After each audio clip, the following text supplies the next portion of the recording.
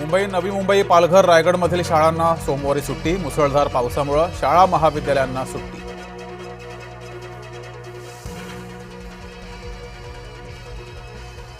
वरळीमध्ये बिडडी चाळ परिसरात झाड कोसळलं. दुर्घटनेत 3 जण जखमी, गाड्यांचं मोठं नुकसान.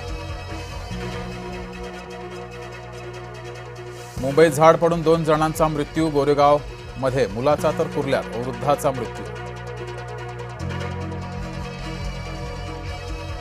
तब्बल 12 तासानंतर मुंबई गोवा महामार्गावरील वाहतूक कोंडी सुटली. प्रवाशांना मोठा दिलासा.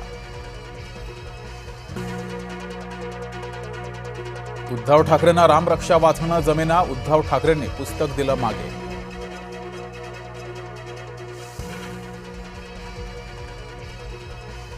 रामरक्षा आंदोलन म्हणजे पावसात पेटलेली ठिणगी. राम मंदिर लुटत असाल तर हिंदू माफ करणार नाही. रामरक्षा आंदोलनात उद्धव ठाकरेंचा इशारा.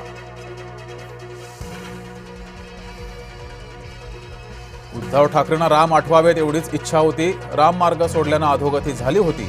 मुख्यमंत्री देवेंद्र फडणवीसांनी ठाकरेंना डिवचलं.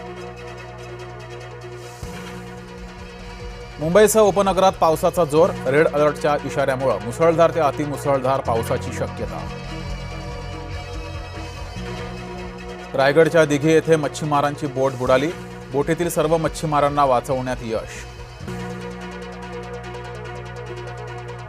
तळेगाव दाभाडे चक्क डांबरी रस्त्यातून उडालं पाण्याचे फवारे. विकास कामांची पोलखोल. नागरिकांचा संताप. भिवंडीमध्ये जलमय रस्त्यांवर अवतरला स्पायडरमॅन. साचलेल्या पाण्यात उतरून नागरिकांना केली मदत. कोल्हापूरच्या पंचगंगा नदीच्या पाणी पातळीत 9 फुटांनी वाढ. 20 पेक्षा अधिक बंधारे पाण्याखाली. पुढील 3 दिवस मुसळधार पावसाचा इशारा. कोकणात ताम्हिणी घाटामध्ये मुसळधार पाऊस. घाटात झाड पडल्यानं वाहतुकीवर परिणाम.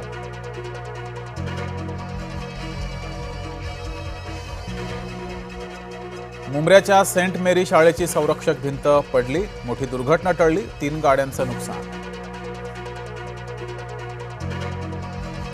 पांडवकडा धबधब्यात वाहून गेलेल्या पर्यटकांचा शोध सुरूच. पाण्याचा प्रचंड प्रवाह.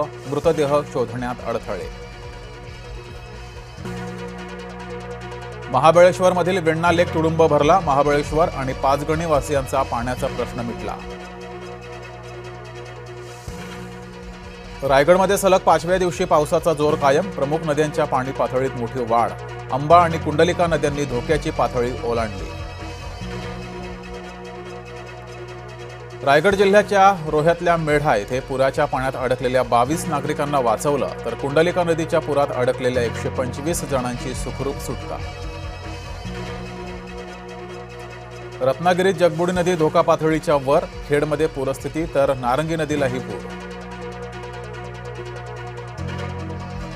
वसईत खड्ड्यात पडून मजुराचा मृत्यू. मधुबन स्मार्ट सिटी संकुलातील घटना.